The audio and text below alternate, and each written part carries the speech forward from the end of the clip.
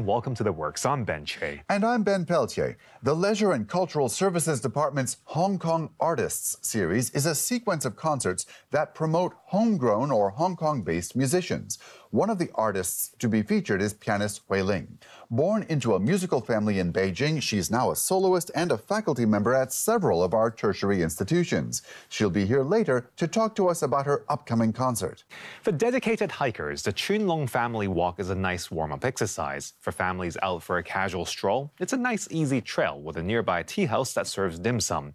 Chun Wan's nearby Chun Long Chun, that's Dragon Stream Village in English, is a 500-year-old Hakka village.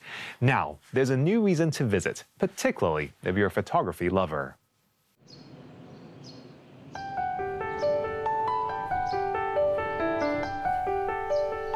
呢個係天主堂，我出世之後咧已經荒廢咗㗎啦，因為係個瘟疫啦，亦都打仗啦，教會咧就有啲禮品送嘅，即係奶粉啊嗰啲咁嘅嘢。慢慢村嗰啲人咧就變為信天主教啦。Zhang Kim Man or Mongol is an indigenous resident of the Hakka village of Chun Long. Over the many decades he's lived in the village, he's seen many changes. 呢度係以前嘅菜站，咁樣隔離嗰邊咧就係負責收集蔬菜嘅。咁點解會有呢個菜站喺度咧？就因為以前落荃灣就十分唔方便嘅。咁啲居民如果要攞啲菜落去買咧，就好困難。咁所以蔬菜統營處咧就喺呢度整咗個菜站，係幫啲村民收集啲蔬菜。逢係消失咗嘅，我都會畫落去嘅，而且有啲紀念價值。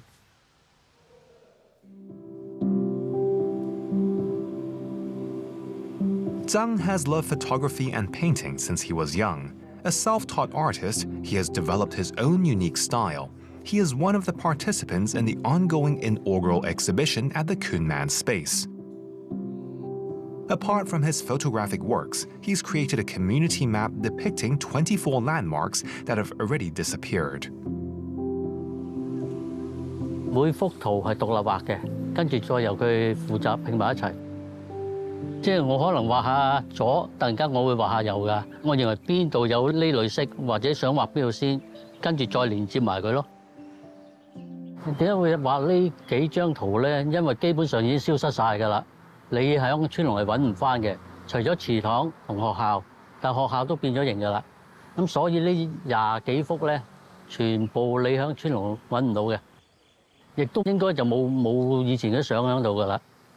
咁唯有靠記憶畫翻出嚟，因為通常細個咧都係喺呢幾笪地方玩㗎啦。好多嘢係需要記錄落嚟，等下一代會知道，始終都係原居民嘅性格。中意追翻以前究竟係點樣㗎咁。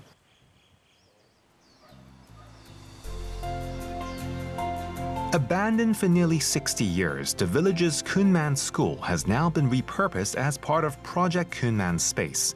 Managed by the Hong Kong Photographic Culture Association under a 5-year lease, the space focuses on learning, exchange, and innovation in contemporary photography. Ki Wong and Pak Chai took part in a 2-year research project interviewing villagers to discover the history of Chun Long. The result is also on show in the inaugural exhibition. 我哋喺度一齊係可能係做咗10幾個探訪啊，咁然之後就寫翻啲古仔啊 ，invite 佢哋即係用相片講翻佢哋嘅故事啊，做寫佢哋圖啊。川龍係高過荃灣300米。如果你落去荃灣做訪問嘅時候咧，咁佢就會個記憶咧就係一個大嘅轉變咧，就由50年代開始，咁即係後來地鐵收地啊啲嘢啦，咁樣。咁佢哋其實係好早咧就進入咗一個由傳統農村社會轉落去一個現代化嘅進程。而川龍咧係去到1968年先有電，去到2000年左右先有水。民歌係相當有趣嘅，因為佢經歷咗正話我講嗰種轉變。所以佢係一個好能夠講到川龍故事嘅人嚟。Set up by the Hong Kong International Photo Festival in 2019, the Kunman Space is a hub for exhibitions, workshops, and public events aimed at preserving this 500-year-old Hakka village and its memories. 我哋其實都好希望揀到一啲對於本土文化有認識嘅藝術家喺呢度工作。咁喺過程裏邊咧，佢哋要不斷咁搜集呢度嘅資料咧，咁我就會成為一個資料庫。將來大家再嚟川龍嘅時候咧，佢唔止淨係睇一間舊學校，而係話透過呢個資料庫，會認識咗真真正正嘅一個香港嘅歷史。我哋嘅藝術空間咧，既然喺一個村裏邊咧，我哋都明白到，我哋最好同一個村嘅環境完全結合嘅，即係我哋希望有村民有參與啦，我哋都反映到村裏邊嘅一啲文化歷史啊，或者諸如此類各種嘅元素。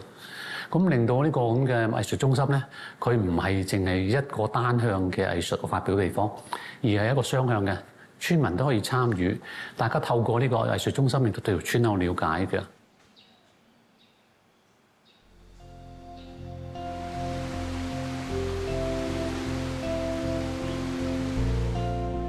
呢個咧就係農記士多咯。有一隻歡迎狗叫叻叻，佢就成日都俾我影啦。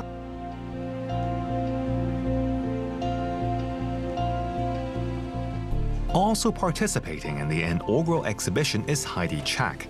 Now semi-retired, she moved to Chinlong to take care of her parents and grandparents 7 years ago. Although she's not an indigenous villager, she has a special connection to the place. Her father, Chak Wai Leung, is a well-known Hong Kong documentary photographer. She used to take photos with him here when she was younger.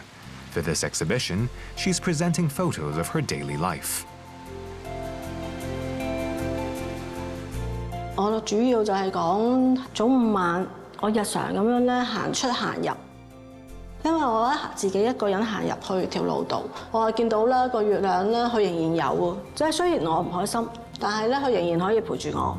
我就影到佢成個好似月球咁啊！咁然後再睇翻落翻啲水嗰度，哇！原來即係佢仍然咧喺天又好，喺個地度好，都係陪住我。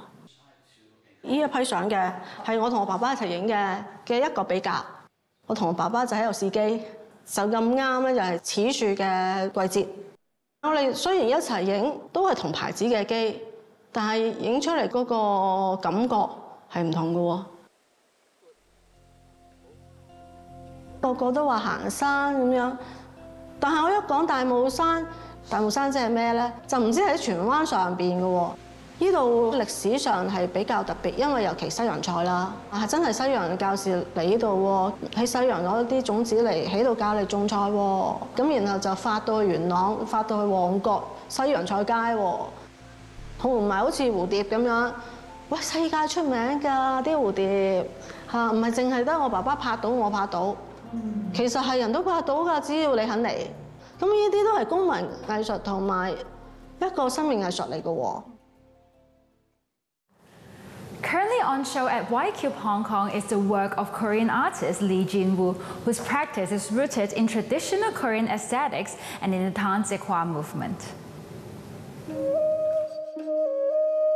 The movement was founded in South Korea in the 1950s by a group of artists, mostly born between 1930 and 1940. Rejecting realism, they emphasized modernist abstraction and formalism, focusing on monochrome and the two-dimensional nature of the canvas and using repetitive patterns and gestures. Lee Jin-woo was born in 1959 in Seoul and is now based in Paris. Working with charcoal and hanji, a traditional Korean paper made from the mulberry tree bark, he sees the use of ritualized repetition in his work as a way of achieving a meditative state. Once I'm at my painting, he has said, I become an arm that paints. My hand is the extension of my brain and I stop thinking. My work is intuitive. I walk in imaginary landscape and move forward. The exhibition ends on the 7th of September.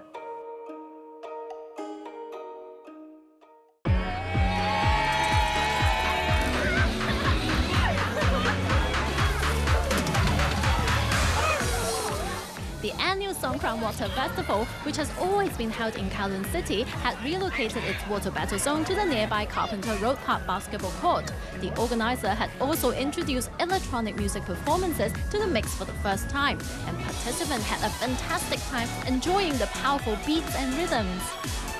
I would think on the street will be better. It's more like in Thailand. But of course here is more safe and will not really affect any other shop. So both good and bad. 我覺得其實會喺街度玩開心啲嘅，不過但係冇辦法啦，政府即係安排咗咁樣，咁但係都今年想帶個小朋友嚟試下咯，都係啊。สวัสดีปีใหม่ไทยค่ะ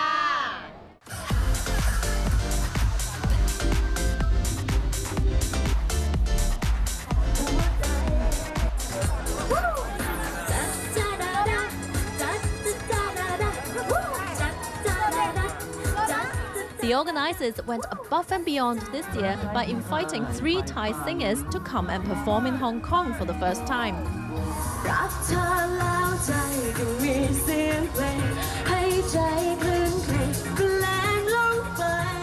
Their opening act took the atmosphere to a whole new level of excitement.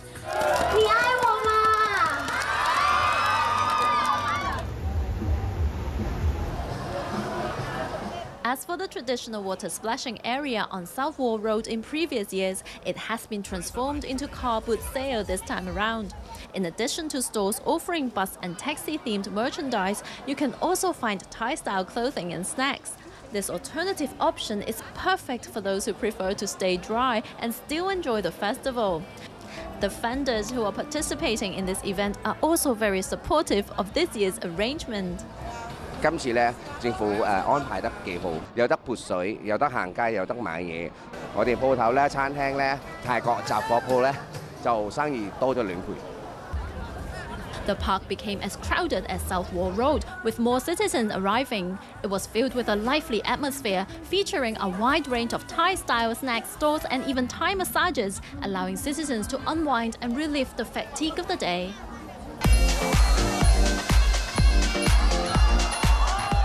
In the evening, there is an exciting Muay Thai competition that brings an end to the day's water splashing festival activities.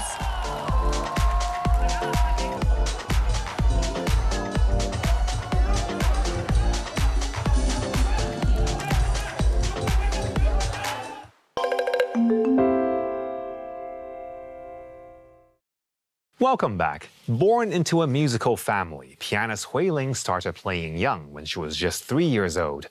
She received her musical training at the secondary school of the Central Conservatory of Music in Beijing before furthering her studies at the Hong Kong Academy for Performing Arts and the San Francisco Conservatory of Music. Since she returned to Hong Kong in 1994, she's been a soloist and a music educator. And she's with us right now to tell us a little bit about her upcoming piano recital at the Hong Kong City Hall. Hui Ling, it's a delight to have you here in the studio. Thanks so much. Thank you for having me. Oh, it's a great pleasure. So we have a very interesting project you have coming up at the City Hall. Yes. You've put together an eclectic and interesting program. Maybe you could tell us a little bit about this project at City Hall. Oh, I haven't been playing solo for almost like 20 years. It's really a new challenge for me. Plus, I never want to play old pieces. I always learn new pieces for my recitals. So it's all new program. And I wanted to play Prokofiev 8th Sonata always. To learn it. What was it about that Prokofiev that really caught your ear? I think it's just so cool. It's such a cool piece. And for the 3 war sonatas he wrote, I think this one, it's not very often performed. Number 7, number 6, yes, but number 8 is not very often performed. But I think it's a great piece.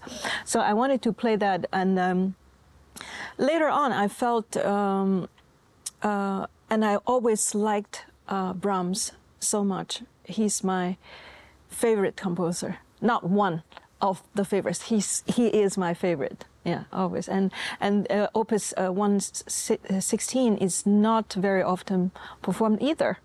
So and I love it. I played 117, 118, and 119 before. but I found 116 is even deeper in what he wanted to express, all the very subtle feelings. And then the funny thing is, the whole program, I chose the Haydn on purposely in D major because Brahms, the first of Brahms, it starts with D minor. So I want to connect that D with a D major classical sonata. And the end of Scriabin, 2 poems, it ends on D2. And then the Prokofiev A sonata, the first note, it's in B flat major, but the first note, right hand, is start with D. So the whole program is like conducted with one single note, which is the D. What an interesting concept. Yeah. So I wanted to play the first half and the second half continuously without stopping or applause, you know. So there's a connection for the whole program. And even within the tonality, as you've said. Exactly. That's a wonderful idea. Yeah. So what an interesting idea for a project. And you mentioned that this is the first solo project, in fact, in quite a long time. Yes. But yet you're no stranger to performing, indeed. You've, in fact, over the last couple of decades, you've been involved in so many musical collaborations, which I say is really a hallmark of your career. I'm also struck by one interesting aspect of your career is that you'll be a collaborative pianist sometimes for short-term projects, and you know, like someone will contact you and you'll work with them for a chamber music project, and yet some of your collaborations have spanned years and years. Yes, I had a duo, piano duo with Miss Julie Kwok for like over 20 years. Yeah, we played a lot of concerts. Yeah, and then she composes. Sometimes I arrange all other like orchestral pieces for 2 piano or for 4 hands on 1 piano. So we play pretty throughout the years. We play regularly, local and overseas. Now, this process of arranging that you just alluded to, with the idea of adapting a piece, say an orchestral piece for piano 4 hands, that's something that has been done by many of the great masters all through time. Franz Liszt comes to mind as one of the great examples of this. So I'm curious about your process in terms of even identifying, as you listen to a piece of music, what might work on the piano if it's an orchestral piece, for example. The first time I attempt to do this is, there was a reason when I was 8 years old, maybe, when I was in Beijing, and I heard U.S. University Orchestra came to Beijing and performed. They played an encore, and that was Prokofiev, Romeo and Juliet. One of the pieces is called Death of Thibaut. I didn't know what that piece was. Not at all, but they played that piece for an encore, and I was just stunned. I said, "Oh my God, what is that piece? It's so amazing and fascinating." So I remembered that piece. So after I grow up and I listened to all the music, and then one day I find out it was that piece, and I just could not help. But that piece was pretty complicated for 1 piano, so I tried to arrange it for 2 pianos. So that was my start. Right. Well, what an excellent story behind that whole process. So you've taken us through this exciting City Hall upcoming recital and the exact repertoire. Now, I assume those pieces being rather large, we don't have time to hear all of those here in the studio. But you have picked out a couple of selections to play for us here in the studio. Yeah, I chose some short pieces for everyone, not so serious.